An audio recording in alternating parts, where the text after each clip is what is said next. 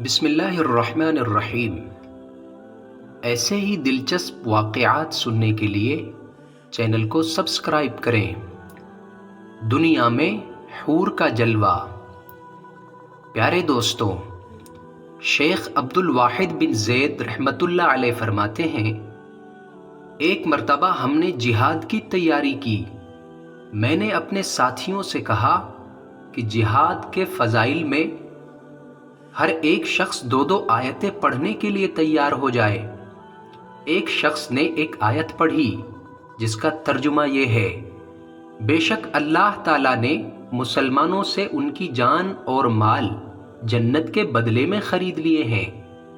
یہ آیت سن کر ایک نوجوان لڑکا جو 15-16 برس کی عمر کا تھا اور اس کے والد بہت سارا مال چھوڑ کر اس دنیا سے جا چکے تھے، وہ لڑکا کھڑا ہوا اور اس نے کہا، عبد الواحد، کیا اللہ تعالیٰ نے مسلمانوں کی جان مال جنت کے بدلے خرید لیے ہیں؟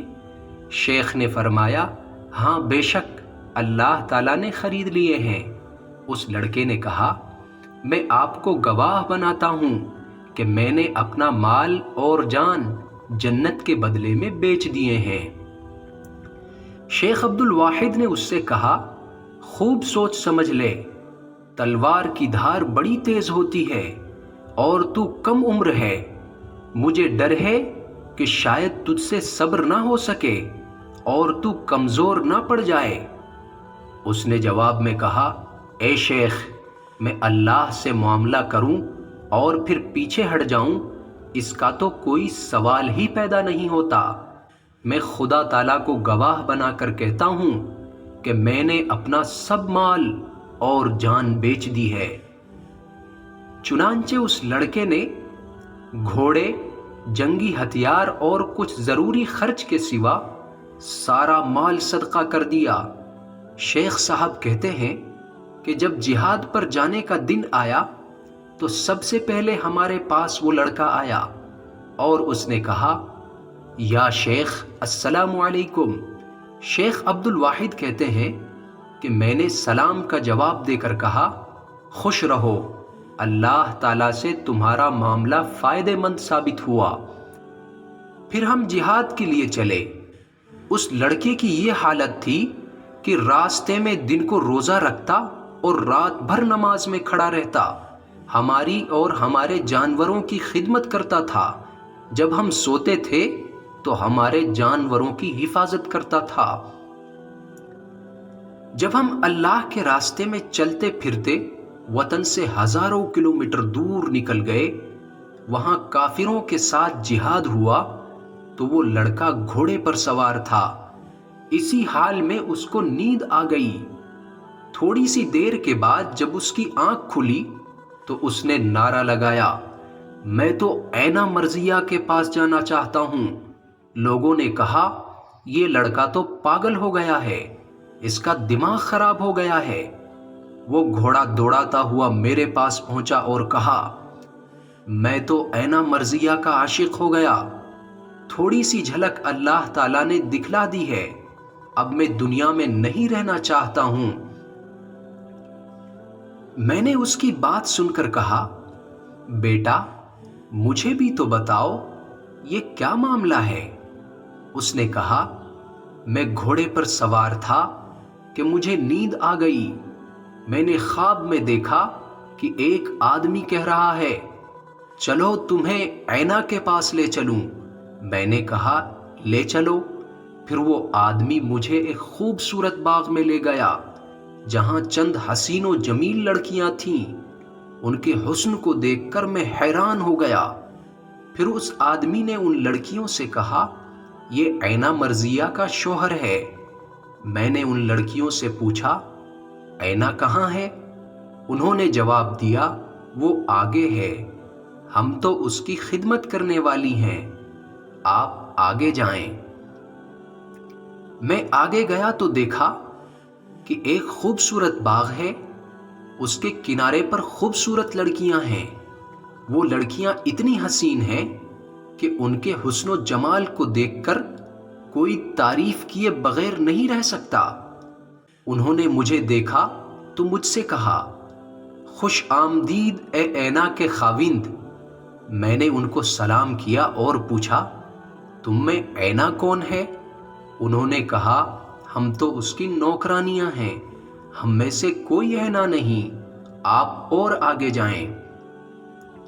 میں آگے گیا تو دیکھا وہاں دودھ کی نہر چل رہی تھی اور اس نہر پر ایسی لڑکیاں کھڑی تھیں جو پہلی لڑکیوں سے زیادہ خوبصورت تھیں، جن کو دیکھ کر آدمی فتنے میں پڑ جائے۔ ایسا بلا کا حسن تھا کہ میں پیچھے کی لڑکیوں کو بھول گیا۔ انہوں نے مجھے دیکھا تو کہا خوش آمدید اینا کے شوہر۔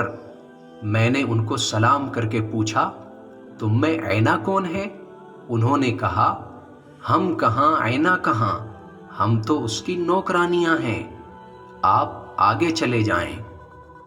میں آگے گیا تو دیکھا کہ شراب کی نہر چل رہی ہے، اس پر ایسی لڑکیاں تھیں کہ انہیں دیکھ کر میں پچھلی ساری لڑکیوں کو بھول گیا۔ اللہ نے انہیں ایسا خوبصورت چہرہ عطا فرمایا کہ ان کو دیکھ کر میں ہکا بکا رہ گیا۔ پھر انہوں نے مجھ سے کہا اینا کے شوہر خوش آمدید۔ میں نے ان سے پوچھا تم میں سے اینا کون ہے؟ انہوں نے جواب دیا ہم تو اس کی نوکرانیاں ہیں، آپ آگے چلے جائیں۔ آگے گیا تو شہد کی نہر چل رہی تھی، اس کے کنارے پر بھی بڑی خوبصورت لڑکیاں کھڑی ہوئی تھیں۔ وہ اس قدر خوبصورت تھیں کہ ان کی خوبصورتی کو بیان نہیں کیا جا سکتا۔ میں نے ان سے بھی پوچھا کہ تم میں سے اینا کون ہے؟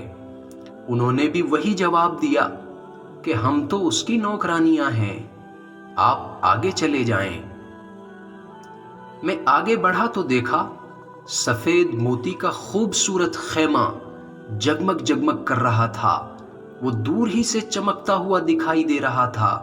اس کے پاس پہنچا تو دیکھا کہ اس کے دروازے پر ہرا لباس پہن کر ایک لڑکی کھڑی تھی۔ اس نے مجھے دیکھا تو منہ خیمے کے اندر کیا اور کہا اینا تجھے خوشخبری ہو، تیرا شوہر آ گیا، اینا تیرا خاوند آ گیا، اینا تیرا گھر والا آ گیا۔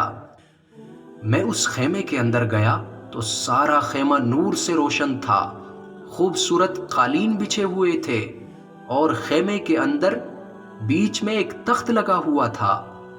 تخت پر گاؤ تکیے لگے ہوئے تھے اور اس کے اوپر ایک لڑکی بیٹھی ہوئی تھی۔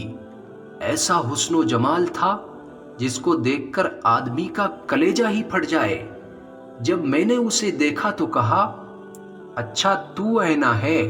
اس نے جواب دیا اللہ کے ولی، تیرا میرا ملاپ اب قریب ہے، تیرے ملنے کا وقت اب قریب آ گیا ہے۔ نوجوان نے کہا میں اس کو دیکھ کر آگے بڑھا کہ اس کے پاس بیٹھوں، اسے گلے لگاؤں اور اس سے باتیں کروں، مگر اس نے مجھے کہا نہیں صبر کرو، ابھی تو آپ زندہ ہیں، لیکن آج آپ کا روزہ میرے پاس افطار ہوگا۔ نوجوان نے کہا اور پھر میری آنکھ کھل گئی۔ شیخ صاحب اب میں واپس گھر نہیں جانا چاہتا، اب تو میں بس اللہ کی راہ میں جان دے دینا چاہتا ہوں۔ چنانچہ جنگ شروع ہوئی، سب سے پہلے یہ نوجوان شہید ہوا۔ شیخ عبد الواحد بن زید کہتے ہیں کہ میں نے دیکھا وہ مرتے ہوئے بھی ہنس رہا تھا۔ دوستو، واقعہ اگر پسند آئے تو لائک کرنا نہ بھولیں اور جاتے جاتے ایک پیارا سا کمنٹ بھی کرتے جائیں۔ السلام علیکم ورحمۃ اللہ وبرکاتہ۔